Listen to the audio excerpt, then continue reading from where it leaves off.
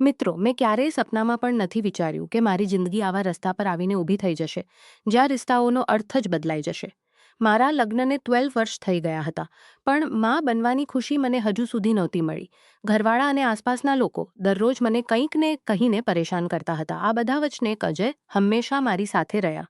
પણ એક દિવસ અમારી જિંદગીમાં એક નવો વ્યક્તિ આવ્યો જેનું નામ વિક્રમ હતું, અને તેણે બધું ઉલટપુલટ કરી નાખ્યું. મારું નામ રાધિકા છે. મારા પતિ મને ઘણો પ્રેમ કરતા હતા, પણ લગ્નના આટલા વર્ષો બાદ પણ અમારું કોઈ બાળક નહોતું થયું. એક દિવસ અમારા પાડોશમાં એક 50 વર્ષનો આદમી રહેવા આવ્યો. તેનું નામ વિક્રમ હતું. શરૂઆતથી જ તે મને ગૌરથી જોતો હતો, અને તેની નજરો મને અજીબ લાગતી હતી. પછી ધીરે ધીરે તેણે મારા પતિ સાથે દોસ્તી કરી લીધી અને અમારા ઘરે આવવા જવા લાગ્યો. મને સમજાવવા લાગ્યું કે તે મને કોઈ ખાસ નજરે જોતો હતો. એક રાત જ્યારે અજય ઘરે નહોતા, ત્યારે વિક્રમ અચાનક અમારા ઘરે આવી ગયો. તે રાતે જે થયું તેણે મારા મન પર ઊંડી ઠેસ પહોંચાડી. તે ઘટના મારા માટે એવું નિશાન છોડી ગઈ જેને હું ક્યારેય ભૂલી શકીશ નહીં. હું હવે 35 વર્ષની છું. હું ઘણી ખૂબસૂરત છું. મારી ત્વચા ગોરી છે, અને લોકો મારા રૂપની તારીફ કરતા નથી થાકતા. બચપણથી જ મને મારી સુંદરતાને કારણે ઘણી તારીફો મળી છે. મોહલ્લાના લોકો કહેતા કે મારી શાદી કોઈ રઈસ ઘરાણામાં થશે. અમારા પરિવારમાં 3 બહેનો અને 1 ભાઈ હતા. મારા પિતા મોટી મુશ્કેલીથી ઘર ચલાવતા હતા. તેમની આખી કમાણી અમારા ખાવા પીવામાં જતી હતી. જ્યારે હું 20 વર્ષની થઈ ત્યાં સુધી મારી શાદી નહોતી થઈ. મારા પિતા ઈચ્છતા હતા કે જલ્દી શાદી થઈ જાય, પણ દહેજ માટે પૈસા ભેગા કરવા અમારા બસની વાત નહોતી. અમારો પરિવાર સાચમુચ ખૂબ તંગાલ હતો. મારી માતાનું નિધન મારા નાનપણમાં જ થઈ ગયું હતું. મારો ભાઈ મારા કરતાં 4 વર્ષ નાનો હતો. મજબૂરીમાં તેણે અભ્યાસ છોડીને કામ શરૂ કરી દીધું. હું પણ કેટલાક બાળકોને ભણાવીને ઘરમાં મદદ કરતી હતી. પણ એક દિવસ મારા પિતાને ઘાતક બીમારીએ ઘેરી લીધા અને તેઓ અમને હંમેશા માટે છોડીને ચાલ્યા ગયા. ત્યારે અમે ચારેય ભાઈ બહેન બેહાલ થઈ ગયા. અમારો અભ્યાસ રૂકી ગયો અને અમને નાના મોટા કામ કરવા પડ્યા. એક દિવસ મારી બુઆ અમારા ઘરે આવી. તેમણે મારા માટે એક રિશ્તો સૂચવ્યો. છોકરાનો પરિવાર ઠીકઠાક હતો, પણ અમે સ્પષ્ટ કહી દીધું કે દહેજ આપવું અમારા માટે મુમકિન નથી. તેમણે અમારા પર જોર નડાડ્યું અને પછી એક બીજો રિશ્તો શોધ્યો જે અમારી હેસિયતને મુતાબિક હતો. એક દિવસ છોકરાના વાલીઓ અમારા ઘરે આવ્યા. તે પોતાના માતા પિતા સાથે આવ્યો હતો. તેઓ ઘણા અમીર નહોતા, પણ અમારા જેવા ગરીબ પણ નહોતા. અજય સરકારી નોકરી કરતા હતા.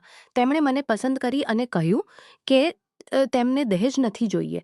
પછી મારી બુઆ અને ફૂફાએ થોડા પૈસા ભેગા કરીને મારી શાદી કરાવી દીધી. શાદીના સમયે બુઆએ મને કહ્યું હતું કે સસરાલમાં ગમે થાય મોની શાદી પણ અને આવજો નહીં.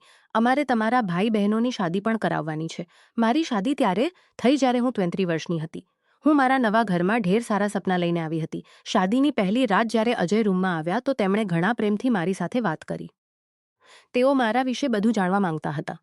હું ઘણી ગભરાયેલી હતી, પણ તેમણે મને સહજ કરવાનો પ્રયાસ કર્યો. તેઓ મને દોસ્તની જેમ સમજવા માંગતા હતા. વખત સાથે મેં મારા મનની વાતો તેમની સાથે વહેંચવાની શરૂઆત કરી. તેમણે પણ પોતાની જિંદગીની ઘણી વાતો મને કહી. મને ઘણી ખુશી હતી કે મને આવો પતિ મળ્યો. તે વખતે બુઆની વાત યાદ આવતી હતી. સસરાલથી પાછી આવજો નહીં. હું વિચારતી હતી કે આવા સારા ઇન્સાનને છોડવું મારા માટે નામુમકિન છે. લગ્નને 6 વર્ષ થયા હતા. ત્યારે સાસુ સસરાએ બાળક માટે દબાણ ડાળવાનું શરૂ કર્યું. અમે ઘણી કોશિશ કરી, પણ કંઈ હાંસલ ન થયું. સસરાલના લોકો મને તાણા મારવા લાગ્યા. એક દિવસ સાસુ મારી પાસે આવી અને રડતી બની. અમને તો વાંજ બહુ મળી. ઉધર મારા દેવરની શાદીની વાત ચાલી રહી હતી. જલ્દી જ એક છોકરી પસંદ કરી લેવામાં આવી અને દેવરની શાદી થઈ ગઈ. તેની પત્ની પ્રિયા 2 વર્ષમાં માં બની ગઈ. આ પછી ઘરવાળા અને રિશ્તેદારોએ મને વધુ તાણા આપવા શરૂ કર્યા. મારી ગોદ ખાલી હોવાને કારણે બધા મને નજરે જોતા હતા. જ્યારે મારું બાળક નહોતું થતું, ત્યારે ઘરમાં કે પાડોશમાં કોઈ ઈચ્છ નહોતું કે હું શુભ કામોમાં હિસ્સો લઉં. મોહલ્લામાં કોઈ સારો મોકો હોય તો મને બોલાવવામાં આવતું નહીં. મને લાગતું હતું કે મારી કોઈ કિંમત જ નથી રહી. દેવરાણીના બાળકો થયા પછી તે પોતાના બાળકોને મારાથી દૂર રાખતી હતી. તે મારા કરતાં નાની હતી. તે પોતાના બાળકોને મારાથી દૂર રાખતી હતી. તે મારા કરતાં નાની હતી, પણ મોકો મળતા જ મને ચૂપતા શબ્દો કહેતી હતી. સસરાલનું માહોલ મારા માટે દરરોજ મુશ્કેલને 2 બાળકો થઈ ગયા. છતાં તેનું વ્યવહાર મારા પ્રત્યે જરા પણ નરમ ન પડ્યું. એક દિવસ હું તાણાઓથી પરેશાન થઈને રડી રહી હતી. સાસુ ગુસ્સામાં બોલી, લગ્નને 12 વર્ષ થયા. હવે અમે અજય માટે બીજી છોકરી જોઈ રહ્યા છીએ.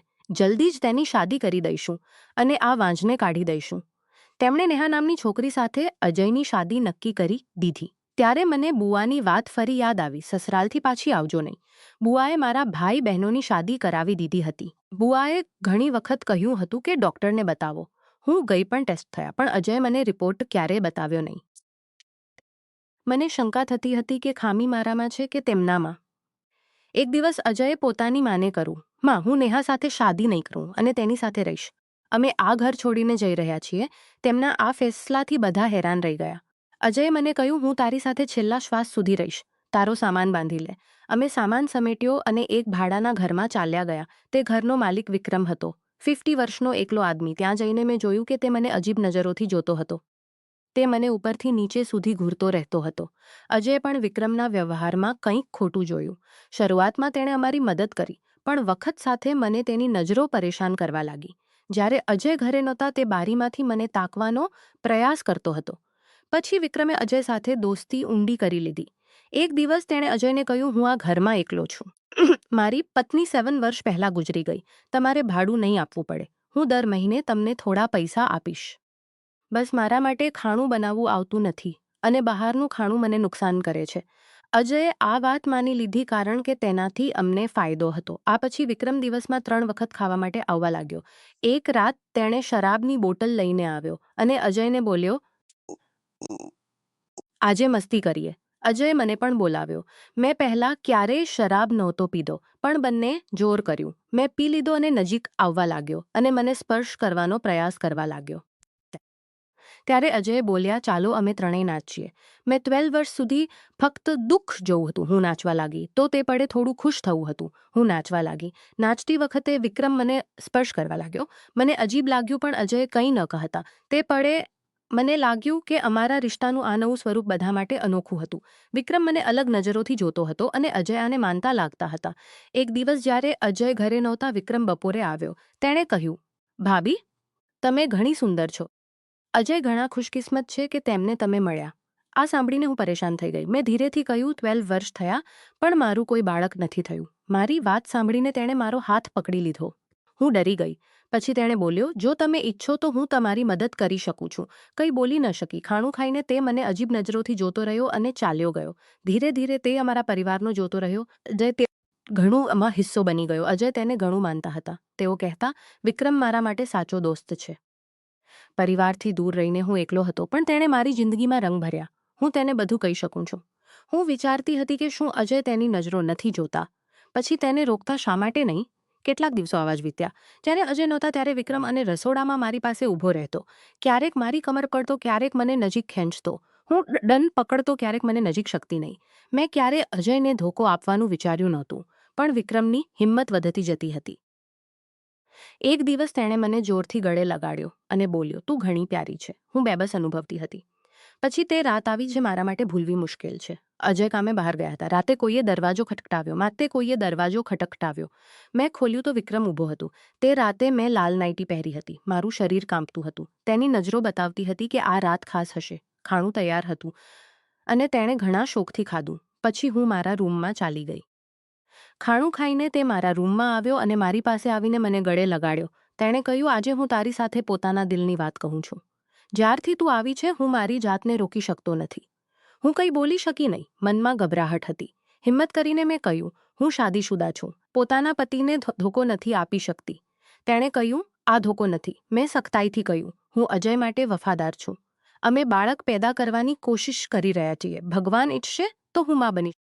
ત્યારે તેણે એક કાગળ મારી સામે મૂક્યો. તેની આંખોમાં દુઃખ હતું. મેં કાગળ વાંચ્યો તો મારી આંખો ભરાઈ આવી. આ એક મેડિકલ રિપોર્ટ હતી, જેમાં લખેલું હતું કે અજય પિતા નથી બની શકતા. વિક્રમે તે સત્ય કહ્યું જે અજય 12 વર્ષ સુધી છુપાવ્યું હતું. હું ક્યારેય સમજી શકી નહોતી. સસરાલમાં તેમની બીજી શાદીની વાત પણ થઈ હતી. આ બધું સાંભળીને હું સ્તબ્ધ હતી. વિક્રમે બોલ્યો, હું તારું દુઃખ નથી જોઈ શકતો. તારી દરેક મુશ્કેલી હલ કરવા માંગુ છું. મેં કહ્યું, અહીંથી જા. પહેલાં હું અજય સાથે વાત કરીશ. તે રાતે તે ચાલ્યો ગયો. હું એકલી રહેવા માંગતી હતી. આટલા વર્ષોનું છુપાયેલું સત્ય સામે આવી ગયું હતું. જ્યારે અજય લૌટ્યા, મેં બધું કહ્યું. તેમણે સિર ઝુકાવીને માફી માંગી. બોલ્યા, હું તને ઘણો પ્રેમ કરું છું. આ સત્ય તેથી છુપાવ્યું કે તું મને ના છોડી દે. તારા વિના હું જીવી શકતો નથી. પછી તેઓ બોલ્યા, સમાજે તને ઘણું કહ્યું છે. અમારે જવાબ આપવો છે. તેથી મેં વિક્રમને મોકલ્યો. તે તને ચાહે છે. તેમની વાત સાંભળીને હું રડી પડી. આ માનવું મુશ્કેલ હતું. તેઓ મને સમજાવતા રહ્યા. બોલ્યા, રિશ્તાઓમાં ઇન્સાનિયત સૌથી મોટી હોય છે. તું ઈચ્છે તો વિક્રમને સામેલ કરી શકે છે. કેટલાક દિવસો સુધી તેઓ મને મનાવતા રહ્યા. છેવટે હું માની ગઈ. મને લાગ્યું કે બંને મારા પ્રત્યે સાચો પ્રેમ રાખે છે અને મારી ઇજ્જત કરે છે. થોડા સમય બાદ મને ખબર પડી કે હું ગર્ભવતી છું. જ્યારે બાળક થયું ત્યારે જે લોકોએ મને તાણા માર્યા હતા તેમના મોં બંધ થઈ ગયા. સાસુ સસરાએ અમને ઘરે બોલા પણ માર્યા હતા અમે અહીં જ રહીશું. તેમનાથી દૂરથી રિશ્તો રાખીશું. સાસુ મને ઇલ્ઝામ લગાવવા લાગી કે મેં તેમના દીકરાને છીનવી લીધો. પણ સત્ય એ હતું કે અજય હવે ત્યાં જવા ઈચ્છતા નહોતા. તેઓ વિક્રમ સાથે રહેવું પસંદ કરતા હતા. બંનેમાં ઊંડો રિશ્તો બની ગયો હતો. અજય ઈચ્છતા હતા કે અમારો આ નાનો પરિવાર હંમેશા સાથે રહે. મારી જિંદગી એક અનોખા રિશ્તામાં ચાલી રહી હતી, જ્યાં ફક્ત પતિ પત્ની નહીં પણ એક ત્રીજો વ્યક્તિ પણ અમારો હિસ્સો હતો. વિક્રમ ફક્ત પરિવારનો હિસ્સો નહોતો, તે મારા અને મારા બાળકની દરેક જરૂરિયાતનું ખ્યાલ રાખતો હતો. આ અનોખી જિંદગીમાં હું સાચમુચ ખુશ હતી. મને કંઈ પણ ઓછું લાગતું નહોતું. હું પ્રેમ અને સુકૂનથી મારી જિંદગી જીવી રહી હતી. અમારા આ અનોખા પરિવારમાં અમે ત્રણેય બાળક સાથે સુખી હતા. જિંદગીના આ વળાંકે અમને એવું શીખવ્યું કે સાચા રિશ્તાઓમાં સમજૂતી અને એકબીજાના દુઃખને સમજીને સાથે રહેવું એ જ સૌથી મોટી વાત છે.